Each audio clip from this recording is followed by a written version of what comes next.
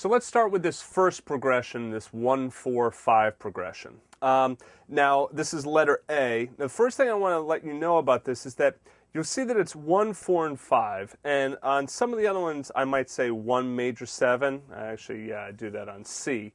But typically what you'll end up doing, jazz musicians will just scratch it out quickly. The 1 chord is assumed to be a major 7 chord, the 4 chord is assumed to be major 7, the 5 chord is assumed to be 5 dominant 7th. So if you see it say it's 5-7 or just 5, it's still just going to be the 5 dominant 7th chord. Now, if we want to get technically correct, we could say that 1, 4, and 5 would just be the triads, okay? So when you see 1, you play just the triads, the 4, you play just the triad, the 5, you play just the triad, okay? That is not the case of what I'm doing here, all right? Now, this is the kind of thing where, like with chord changes and Roman numerals and whatnot, there's a lot of subjectivity with it, and different musicians put in more or less information.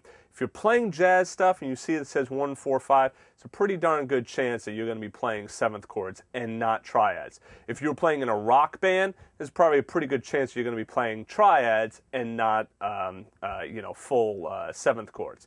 All right, so anyway, let's start with the first one here. I'm going to actually tell you all of the notes here. This is F major 7, so F and E in the left hand, 1 and 7, and then A, C, E, and G in the right hand. All right, so that's 3, 5, 7, 9. These are good voicings to get to know. Then we go up to my 4 major 7 chord, same type of voicing.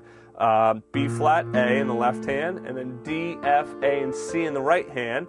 And we can go up to C dominant 7th like that, so C and B flat, E, A, B flat, D in the right hand, or bring it down like that. And that's what I have written in the music. So this is C and E in the left hand. The right hand has B flat, D, E, and G. And A. Okay, so F major 7, B flat dominant 7, F major 7, B flat major 7, C dominant 7th.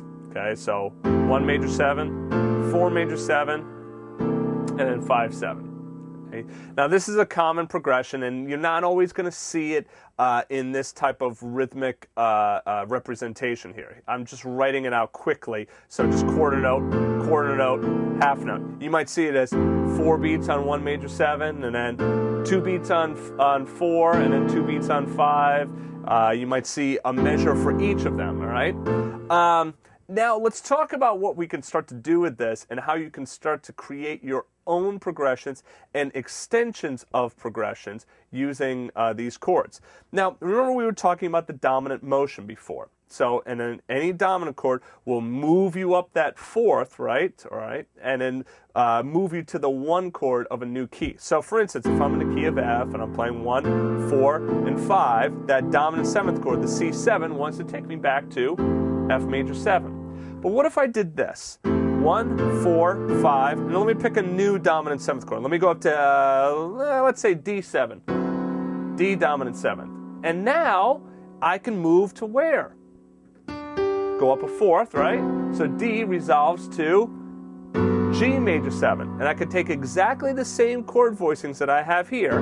Okay, so it's the root and the 7th in the left hand, and then 3, 5, 7, 9 in the right hand. Then go up to my 4 chord in the key of G, which is C major 7, and then to my 5 dominant 7th chord.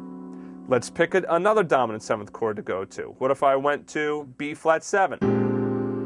That would lead me to where? E flat major 7, right? And then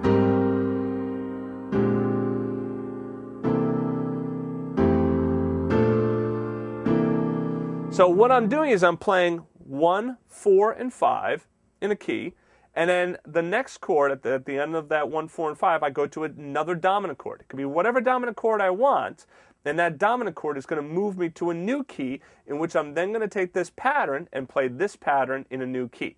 So for instance, once again, here's 1, 4, and 5 in the key of F. Let me do that same pattern in the key of C. Here's 1, all right? Here's 4, and here's 5. So I have C and B in the left hand, E, G, B, D in the right hand. F and E in the left hand, A, C, E, G in the right hand. And then I have G and B in the left hand, and F, A, B, and E in the right hand. So that's 1, 4, 5 in the key of C. So I have 1, 4, 5 in the key of F, and then I have 1, 4, 5 in the key of C.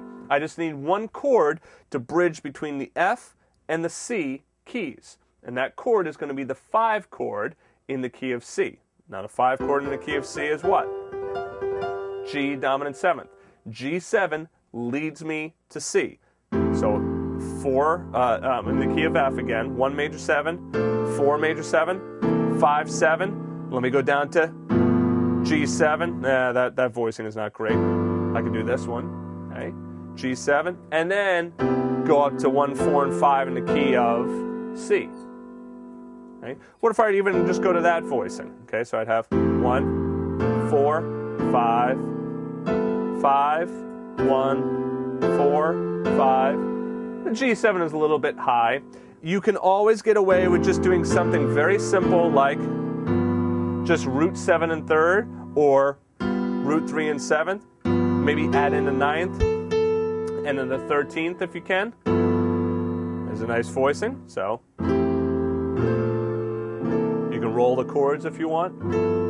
And then 1, 4, 5. All right, so that's moving from the key of F to the key of C.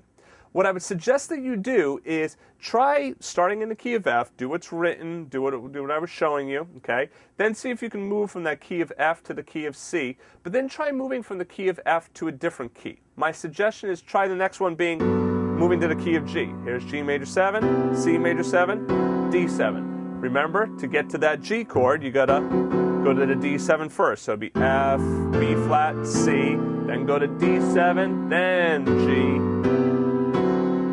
Okay? So try moving between F and a different key. So you can go from F to G, F to C, or try doing something really difficult, like move from F up to, say, A flat.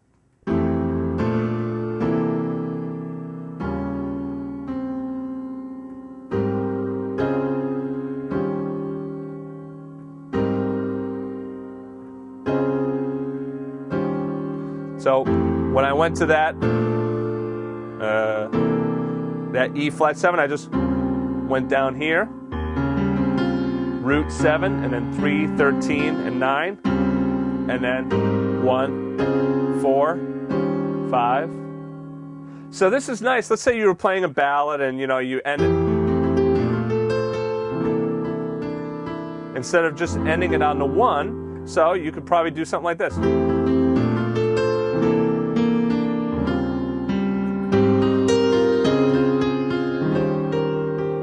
And then go back to F. So see how I moved it into another key for a second and then went back to the key of F. It's nice that minor third, so moving from F to A flat, or F down to even D flat would sound nice, I bet.